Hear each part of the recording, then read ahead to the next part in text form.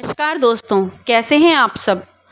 आज की कहानी का नाम है वन में साधना।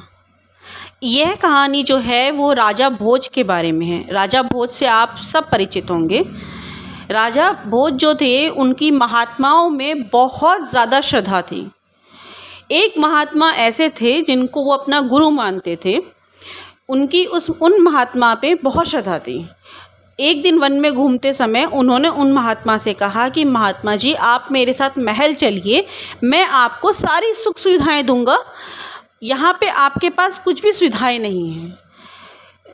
महात्मा जी ने भी अपना झोला उठाया और राजा के साथ चले गए। अब जब महात्मा जी राजा के साथ गए, राजा ने उन्हें एक बहुत खूबसूरत सा भवन बनवा के दिया, नौकर चाकर दिए, सारी सुख सुविधाएँ दी, उन्हें बहुत ही राजशाही ठाट के साथ रखा। कुछ दिनों बाद जब उन्होंने देखा कि महात्मा जी लीन होके अपनी पूजा में ही लीन रहते हैं, तो उन्होंने महात्मा जी से पूछा कि महात्मा जी, हम दोनों के पास सभी सुख सुविधाएं हैं, फिर आप में और मुझ में क्या कोई अंतर रह गया है। ये सुन के महात्मा कुछ देर चुप रहे। फिर उन्होंने राजा भोज से कहा, राजन, इसका उत्तर कुछ समय बाद आपको मिल जाएगा।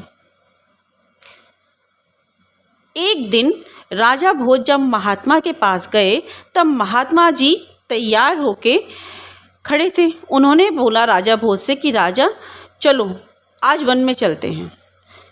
राजा भी तैयार हो गए। राजा और महात्मा जी दोनों वन की ओर निकल गए।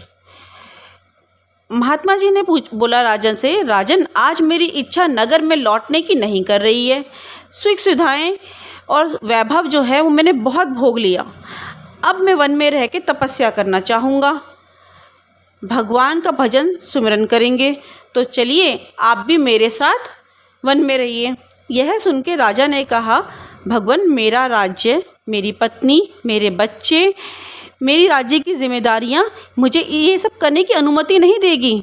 मुझे उन सब का ध्यान रखना है, मुझे वो सब जिम्मेदारियाँ पूरी करनी हैं, इसलिए मैं इस वन में नहीं रह सकता।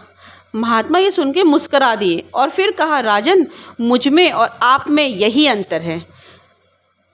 राजा को उस दिन समझ आया कि बाहर से एक जैसा व्यवहार होते हुए भी असली अंतर मन की आस्वित का होता है।